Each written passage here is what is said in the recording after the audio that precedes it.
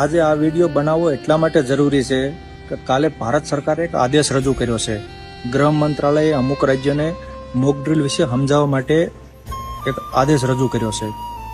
તો mock drill શું કહેવાય, પહેલાં તો એ સમજવું જરૂરી છે કે મોક ડ્રીલ ક્યારે અમલમાં લાવવામાં આવે કે જ્યારે યુદ્ધ જેવા હાલાત બનતા હોય ને ત્યારે લોકલ પબ્લિકને કેવી જગ્યાએ રહેવું જોઈએ, ભીડભાડવાળા ઇલાકામાં ના જવું જોઈએ અને કઈ રીતે એને સુરક્ષા આપી આ ટાઈપનું મતલબ સમજાવવામાં આવે છે.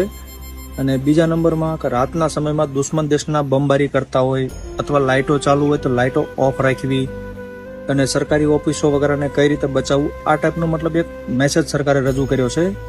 અને સ્કૂલ કોલેજોમાં આવી બધી સરકારી જગ્યાએ આના વિશે શીખવાડવામાં આવશે. બાકી આગળ હાલાત શું થાય છે, સરકાર શું નિર્ણય કરે છે જોઈએ.